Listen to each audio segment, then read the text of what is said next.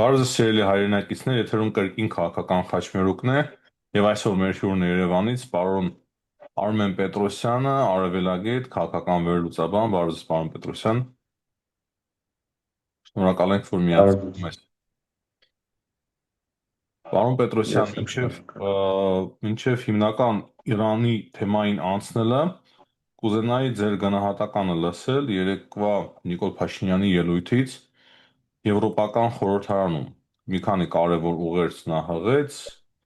դրանցից մեկը վերաբերում էր նաև Վրաստանի անդամակցության հեռանկարին Եվրամիության, որ հիմա հարաբերությունները մի փոքր վատացել են Եվրամիության եւ Վրաստանի միջև։ Դե մեղմ է ասած մի փոքր, բայց դե ամեն դեպքում ձեր կարծիքը։ Շնորհակալ եմ հնարավորության համար։ Այո, Հայաստանի վարչապետի ուղերձը մի քանի կարևոր ուղղությամբ էր եւ շատ կարևոր շեշտադրումներ էր պարունակում, պայմանավորված թե Հայաստանի արտաքին, ներքին քաղաքական օրակարգերով, թե տարածաշրջանային իրողություններով եւ ավելի լայն Հայաստանի եւ տարածաշրջանի տեսլականով, հա, եւ այսպես որպեսզի առանձնացնենք հիմնական ուղղությունները, բնականաբար առաջինը տարածաշրջանում խաղաղության օրակարգի առաջվողումն էր, Ադրբեջանի հետ խաղաղության համաձայնագրի նախաստորագրումը, Միացյալ Նահանգների ներգրավությամբ խաղաղության գործընթացը, TRIP նախագիծը, նաև Թուրքիայի հետ կարգավորման գործընթացը, դրան զուգահեռ բնականաբար Վրաստանի հետ կապված ուղերձը, որը հատկապես կարևոր է հաշվի առնելով այն իրողությունները, որոնք առկա են Հարավային Կովկասում եւ ընդհանրապես տեսլականը Հարավային Կովկասի ապագայի մասով, այստեղ այս համատեքստում կարևոր է այն, որ Հարավային Կովկասը աշխարհին պետք է ներկայանա որպես ամբողջական տարածաշրջան, երեք երկրների համար լիարժեք եւ հավասարակշռված հնարավորություններով։ Այս պարագայում է, որ Հարավային Կովկասը ավելի գրավիչ կլինի ամբողջ աշխարհի համար, պոտենցիալ գործընկերների համար։ Եվ դերևս շատ գեղեցիկ եւ ճիշտ ժեստ էր Վրաստանի հետ կապված եւ Վրաստան-Եվրամիություն, Վրաստան-Արևմուտք հարաբերությունների գուցե տողատակային այսպես, հա, ուրեմն ակնարկը առ այն, որ եւ Հայաստանի տեսանկյունից կարևոր է, ես բազմիցս եմ այդ մասին նշել, որ տարածաշրջանի երկրները, մասնավորապես Հայաստանը եւ Ադրբեջանը իրենց օրակարգում պետք է պահեն Վրաստանին տարածաշրջանային process-ներից դուրս չթողնելու եւ հատկապես արևմուտքի հետ եղած խնդիրներով գոնե միջնորդ լինելու հանգամանքը եւ նաեւ իրենց ուրեմն տարբեր բանակցություններում, տարբեր շփումներում մեր տարածաշրջանում ընթացող process-ներին Վրաստանի մասնակցության ընդգծումը որպես այդպիսին ուրեմն կարևորելու մասնակցությունը Վրաստանի տարածաշրջանային process-ներին կարևորելու առումով, որտեղ թե լոգիստիկ առումով, թե քաղաքական առումով, թե տնտեսական առումով, թե աշխարհաքաղաքական առումով Հարավային Կովկասի միասնականությունը եւ երեք երկրների այսպես համատեղ ներգրավվածությունը տարածաշրջանային ծրագրերին, սա է, որ մեծ հաշվով կարող է երկարատև ուրեմն կամ երկարաժամկետ հեռանկարում ապահովել Հարավային Կովկասի խաղաղ եւ ուրեմն բարգավաճ ապագան, սա շատ կարևոր մոդել է։ Հակառակ դեպքում որևէ երկրի դուրս մնալու պարագայում, իսկ տվյալ դեպքում կարծես թե Վրաստանն է այդ ուղու վրա, խոսքը Արևմուտք Վրաստան, Արևմուտք Հայաստան, Արևմուտք Ադրբեջան եւ Արևմուտք Հայաստան հարաբերություններն է վերաբերում, Այստեղ Վրաստանի ուրեմն վիճակը, որում հայտնվել է 2020 թվական 22 թվականից հետո բավականաչափ մտահոգիչ է եւ սա հատկապես աշխարհաքաղաքական առումով որոշակի առումով նաեւ վտանգավոր է Արևային Կովկասի համար, քանի որ տեղ է թողնում արևմուտքին հակառակորդ դերակատարների ավելի ակտիվացման համար եւ այստեղ աշխարհաքաղաքական մրցակցության ավելի ընդլայնման համար։ Երրորդը ես հատուկ թողեցի մեծ տարածաշրջանում ընթացող պատերազմի վերաբերյալ ուղերձները, որովհետեւ սա այս բանի երեքամյա արդիական եւ ամենակարևոր խնդիրն է նաեւ Արևային Կովկասի համար ընդհանրապես մերձավայրի համար։ Ինչու, որովհետեւ բացի անվտանգային մարտահրավերներից, որոնց զբաղվում է այսօր ամբողջ մեծ տարածաշրջանը, այս բանը արդեն զգացել է տալիս նաև Հարավային Կովկասում, նույն այդ անվտանգային մակարդակում մտահոգություններով, բայց արդեն շոշափելի նաև տնտեսական եւ լոգիստիկ խնդիրներով եւ բնականաբար Հայաստանի Հանրապետության վարչապետը չէր կարող այդ կարևոր հարթակը օգտագործել հերթական անգամ այս խնդրի մասին խոսելու եւ ընդ որում այստեղ կարևոր են շեշտադրումները, որ եւ այդ հավասարակշռությունը եւ դրական չեզոքությունը ուղերձներում եւ ինչով է դրանք կարևոր, որովհետեւ այնուամենայնիվ բավականաչափ բարդ է նման իրավիճակներում եւ հակամարտության երկու կողմերում կարևոր գործընկեր երկրներ են, մի դեպքում Իրանը, որը հարևան է, ընդ որում Հայաստանի պատմության ընթացքում ամենաերկարատև բարիդրացիական հարաբերությունները հենց Իրանի հետ ենք ունեցել, շատ կարևոր լոգիստիկ եւ տնտեսական գործընկեր է, ապահովում է Հայաստանի կապը աշխարհի հետ, Պարսից ծոցի հետ, դեպի ավելի արևել Կազակստանի հետ, որոշ դեպքերում նաև Չինաստանի հետ, այսինքն չափազանց կարևոր գործընկեր եւ բնականաբար, ինչպես արդեն նշեցի, Իրանի միջոցով նաև կապը մյուս կարևոր տնտեսական առողջատնտեսական գործընկերների հետ, մասնավորապես Պարսից ծոցի արաբական երկրների եւ հատկապես Արաբական Միացյալ Էմիրությունների։ Եթե ավելի այսպես չափելի մասշտաբում նշեմ, Իրանը եւ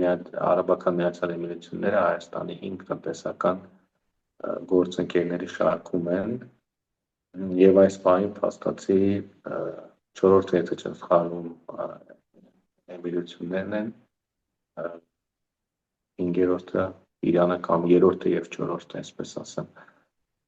Այնուամենայնիվ 5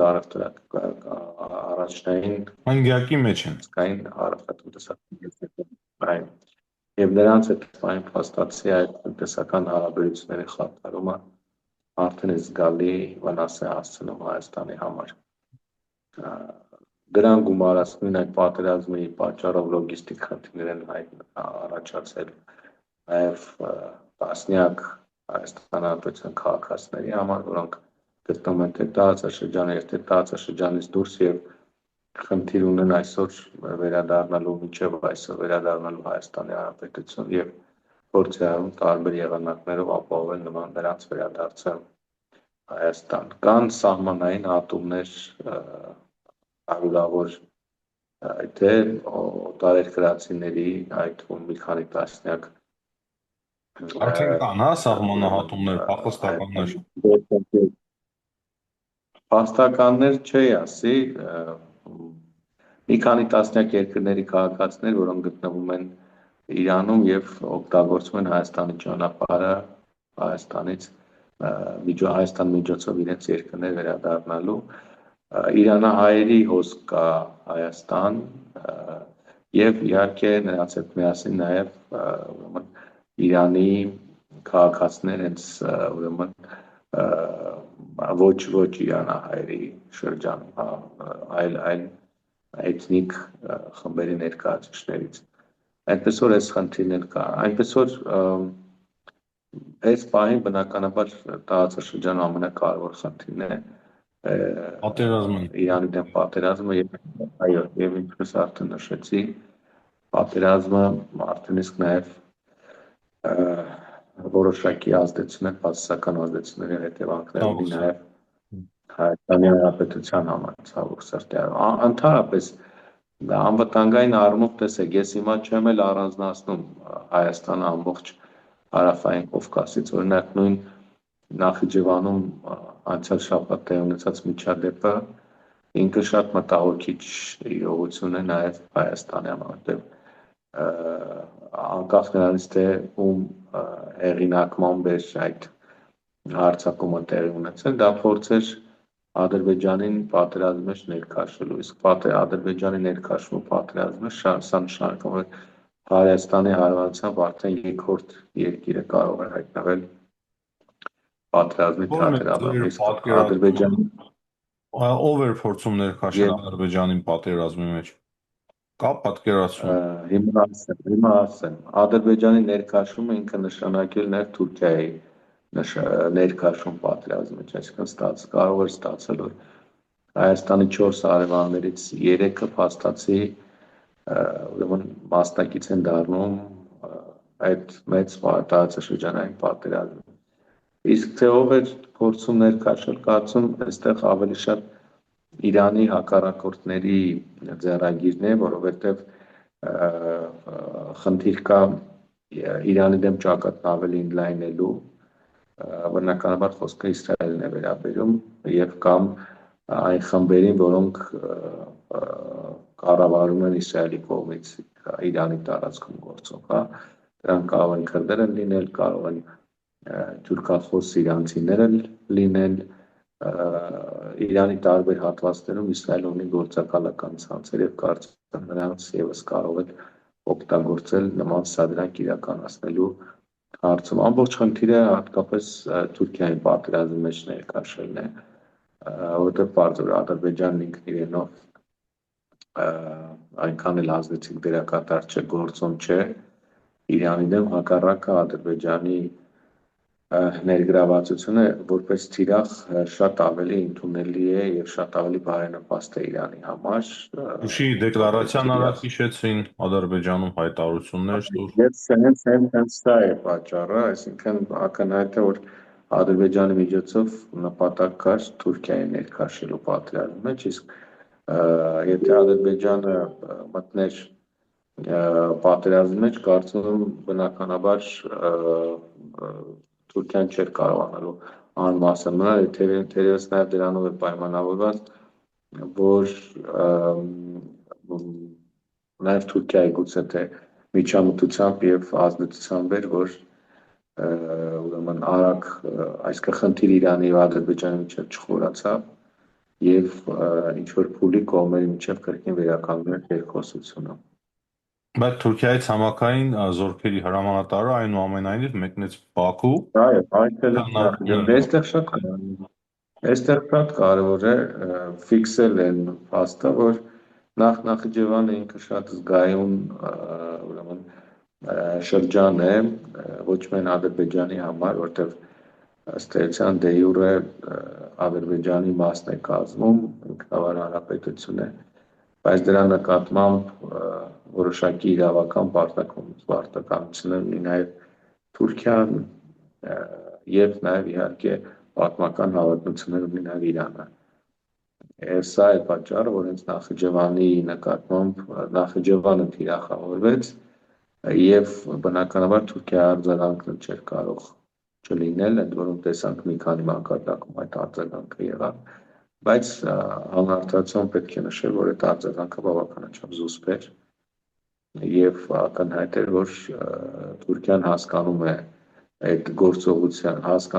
գործողության իրական նպատակը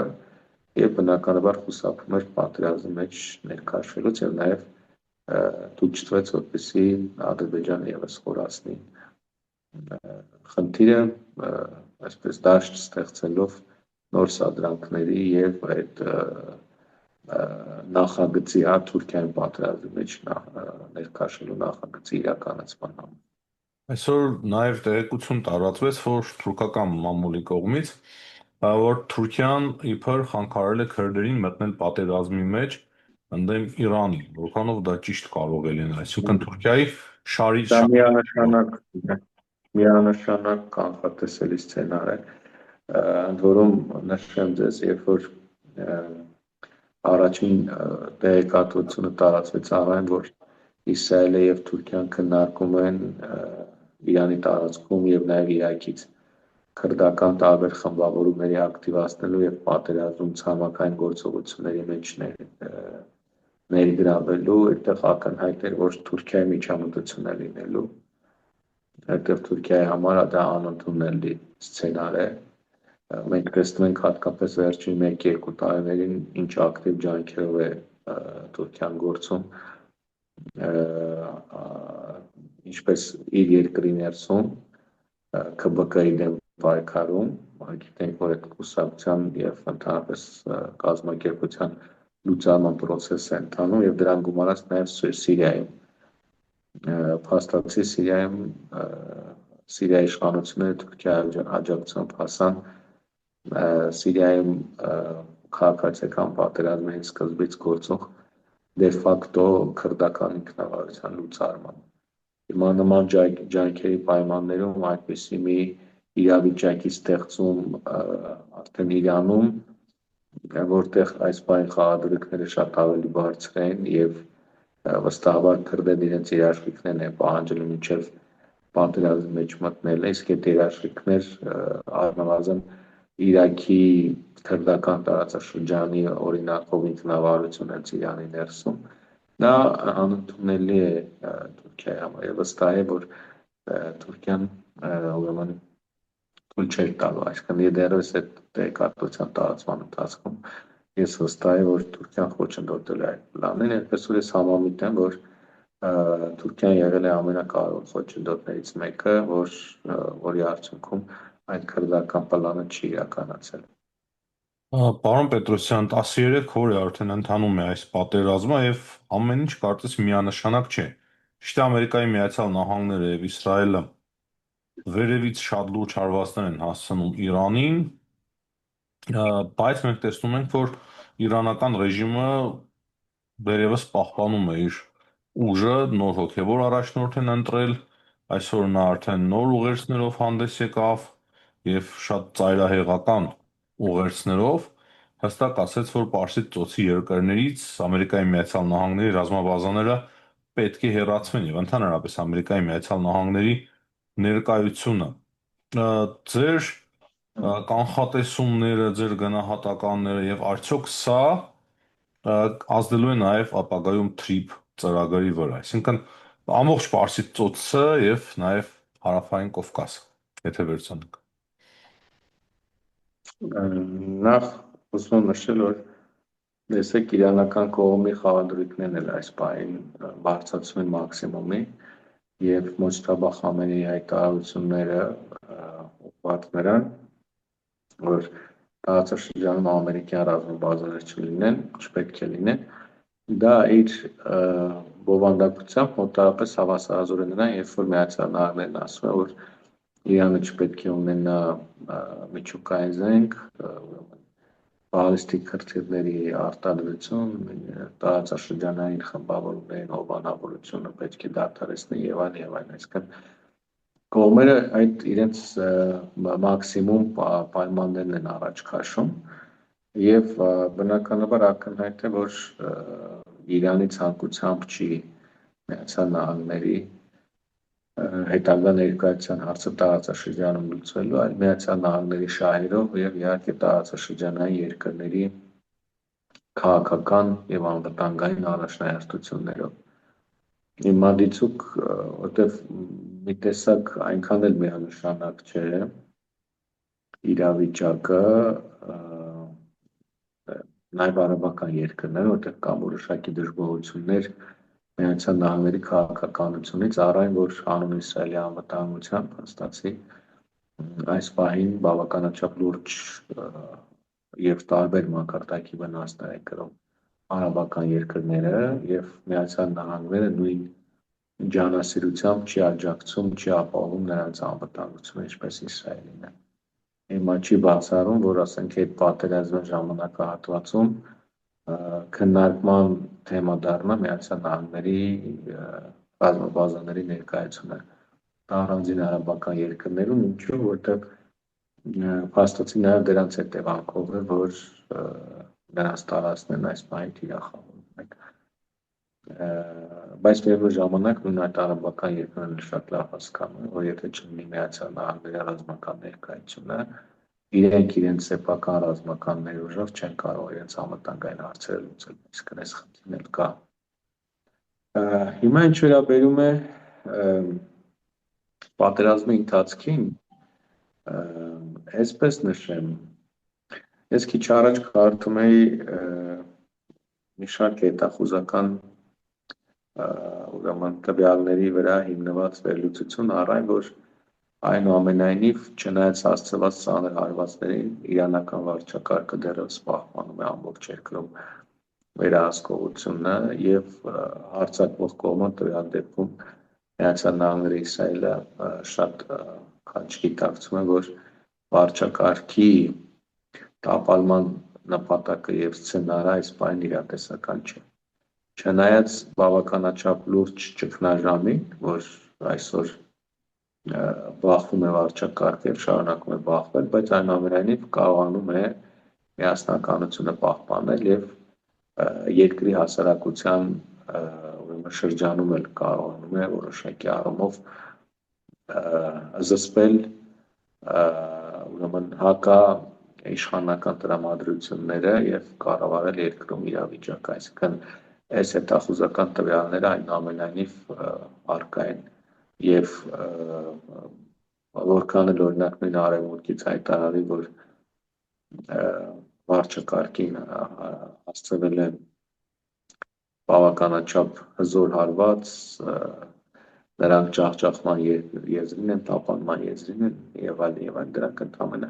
քարոզչական եւ քաղաքական հայտարարություններ են, իսկ իրականում վարչակարգը շարունակում է կառավարել երկիրը։ Ես կարող եմ որոշակի տվյալներ նշել նաեւ հարձակվող կողմի կորուստներից։ Դե մարդկային կորուստների մասին, եթե չեմ սխալվում, Միացյալ Նահանգները հաստատել է 7 զինծառայողի մահվան մասին։ Իսրայելում 1 տասնյակից ավելի մարդկային կորուստների մասին է նշվել։ Այստեղ հետաքրքիր թվային տվյալներ կարող եմ նշել։ Ամերիկյան կողմի հաշվարկներով արդեն իրենք կրել են ավելի քան 11.3 միլիարդ դոլարի վնաս, բայց դա նախնական Մեկ շաբաթվա ընթացքում հաշվարկներ։ Այո, նախնական տվյալներով։ Հետաքրքիր տվյալները ներկայացրել իսրայելական կողմը, այստեղ շատ հետաքրքիր համեմատություն է արվում 2025 թվականի հունիսյան պատերազմի հետ։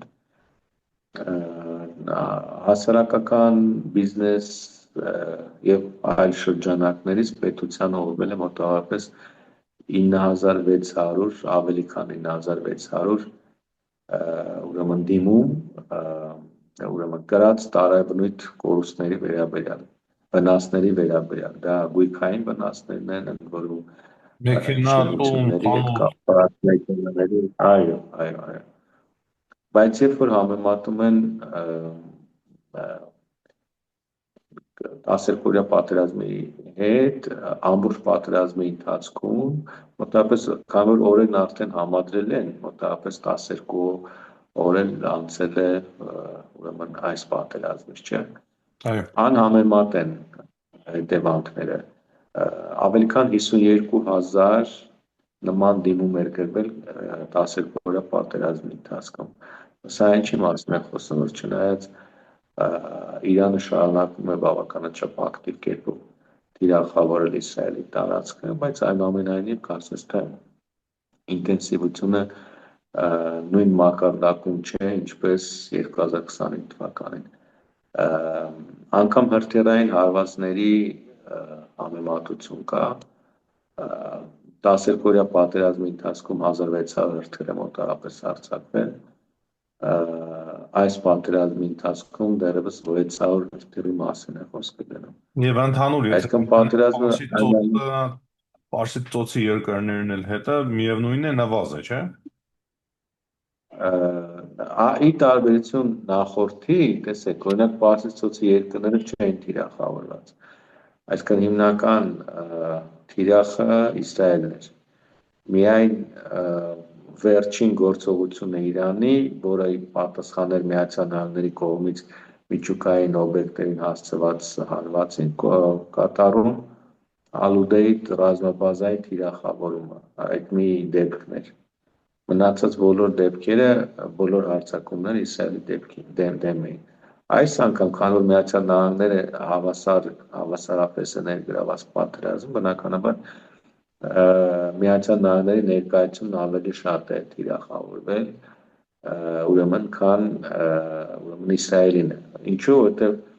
Պարսից ծոցի երկրները նաև շատ ավելի հարմար թիրախ են Իրանի համար, շատ ավելի խոցելի թիրախ են, Շատ ավելի մոտ։ քան Իսրայելը։ Ավելի աշխարհագրական առումով ավելի մոտ են, դրանց օդը ավելի անպաշտպան է, քան Իսրայելինը։ Բայց իրանք ինչի՞ չեն պատասխանում, պարոն Պետրոսյան, ըստ Իրանին, թե ինչպես պատասխանեն։ Արաբական երկրների մասին է խոսքը։ Այո։ Գիտեք ինչ են պատասխանում, որովհետև շատ լավ հասկանում են, որ եթե այս պահին Իրանը նման մասշտաբի գործողությունների է դիմում, որպես դրա հիմնավորում ներկայացնելով Միացյալ Նահանգների ռազմաբազաները, այսինքն Իրանը չի խոստովանում, որ ինքը խոցում է ենթադրեն քաղաքացիական օբյեկտներ Դուբայում, Աբու Դաբիում, Օմանում, Կատարում, Քուվեյթում եւ այլն, Բահրեյնում հատկապես։ Նրանք ասում են, որ խոցում են ռազմական օբյեկտներ կամ Միացյալ Նահանգների զինծառայողների տեղակայման վայրերը։ Պատկերացրեք, եթե արաբական երկրներից որևէ մեկը պատասխանի, այսինքն հրթիռակոծը Իրանի տարածք, ընդ որում այսօր տեղեկատվություն է տարածվել, որ Էմիրությունների կողմից իրանական ԻՀՊԿ-ին պատկանող ռազմական մոտորանավակներ թե ռազմանավեր են խոցվել։ Այսինքն կարծում որ Իրանը հենց նման իրավիճակի է սպասում, որպեսզի որևէ արաբական երկրի արդեն դարձնի իր համար հռչակի լեգիտիմ թիրախ։ Իսկ արաբական երկրները դրանց են խուսափում, այսինքն իրենք շատ լավ հասկանում, որ եթե իրենք պատասխանեցին, իրենց տարածքը մի քանի անգամ ավելի շատ է թիրախավորվելու, քան ներկայում։ Իրենց տարածքը, ամբողջ տարածքը, բոլոր տեսակի ենթակառուցվածքները հռչակվել են Իրանի կողմից որպես լեգիտիմ թիրախ եւ իրականացվելի է հարձակում գործողություն առանց նայելու, թե դա քաղաքացիական են, քաղաքական են, դիվանագիտական են այդ օբյեկտները, թե ռազմական։ Դրանից խուսափելով էլ կարծում նրանք չեն պատասխանում եւ մեծ մասշտաբի պատերազմի մեջ չեն ներկայացնում։ Եվ վերջին հարցը, պարոն Պետրոսյան, շատ կարճ, Հորմուզի նեղուցը ասում են ականապատվել է Իրանի կողմից, այսօր տեղեկություն ստացվեց, որ մի քանի նավ են խոցել իրանցիները եւ թրիփ ծրագրին դուք չանդրադարձաք, այսինքն Հայաստանի հետ կապը նույն Հորմուզի նեղուցով եւ թրիփ ծրագիր, այսինքն վտանգներ ինչպիսին են։ Դե նախ Հորմուզի նեղուցի ականապատման հարցը ներս չի հաստատվել։ Այո, տեղեկատվության ես էլ եմ հանդիպել, բայց մի քանի աղբյուրներով հերքվել է։ Բայց միևնույն ժամանակ Իրանի նոր հոգևոր առաջնորդը հայտարարել է, որ Հորմուզի նեղուցը շարունակել է փակ մնալ։ Այդպես որ այս խնդիրը լինելու է, որտեղ սա Իրանի ձեռքին եղած կարևորագույն լծակներից եւ գործիքներից է Միացյալ Նահանգների դեմ պատերազմը եւ տեսնում ենք, որ դա իր էֆեկտը տալիս է, ընդ որում ոչ պակաս կարևոր էֆեկտ է տալիս, քան ռազմական գործողությունները, որտեղ կոնկրետ Հորմուզի նեղուցի փակումից մենք տեսնում ենք, որ ամբողջ աշխարհն է տոժում նավթի գների նման կտրուկ աճավառ օրինակ։ Սա առաջին թրիփ նախագծի մասին, դե կարծում որ այս պահին քան դեռ տարածաշրջանում պատերազմ է, Միացյալ Նահանգներն է պատերազմի մեջ, Իրանն է պատերազմի մեջ, ուրեմն այս նախագծի մասին խոսելը պարզապես ժամանակավրեպ է, բայց կարծում եմ, որ իր արդիականությունը չի կորցրել, հակառակը, դիցուք օրինակ տեսեք այս պահին Ադրբեջանը Նախիջևանի հետ կապի լրջագույն խնդիր ունի, պայմանավորված Իրանի տարածքում ընթացող պատերազմ, այսինքն Ադրբեջան-Նախիջևան կապի տեսանկյունից առնվազն եւ Թուրքիա-Ադրբեջան ցամաքային կապի տեսանկյունից առնվազն այս երկու ուղղություններով ինքը իր ուրեմն ակտուալությունը շարունակում է պահպանել եւ նաեւ շատ կարեւոր է, որ հաշվի առնելով անգամ այն հանգամանքը, որ Իրանի եւ Միացյալ Նահանգների միջեւ պատերազմ է ընթանում, իրանական կողմից հատկապես դեսպանի մակարդակով հնչում են հայտարարություններ, որ իրանական կողմը որևէ առարկություն չունի թրիպի հետ կապված, եթե այն տնտեսական նախագիծ է։ Կարծում եմ այնուամենայնիվ պատերազմի ավարտից անմիջապես հետո պետք է ձեռնամուխ լինել այս նախագծի իրականացմանը նույն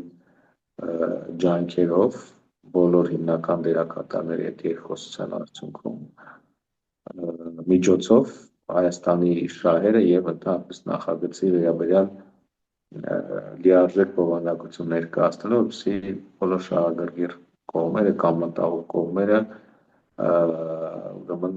յուրաքանչյուր իր մասով փարատված լինի եւ գնալ առաջ։ Այս պատերազմն էլ եւ ընդհանրապես մեր տարածաշրջանում ու մեծ աշխարհում արձանագրող իրողությունները ցույց են տալիս, որ աշխարհին այսօր գործուն այլընտրանքներ են պետք, որպեսզի որևէ ճգնաժամային իրավիճակում համաշխարհային տնտեսական հոսքերը, տարբեր լոգիստիկ ծրագրերը, առևտրային հարաբերությունները, ուրեմն չնայած իհարկե անխուսափելի վնասներին, այնուամենայնիվ այլընտրանքային ճանապարհների միջոցով կարողանան աշխարհի տարբեր տարածաշրջանների միջև գոնե կենսական հարաբերության ապրանքների հասանելիությունն ապահովել, այնպես որ անկախ ամեն ինչից թրիփ նախագիծը շարունակում մնալ ակտուալ եւ կարծում նաեւ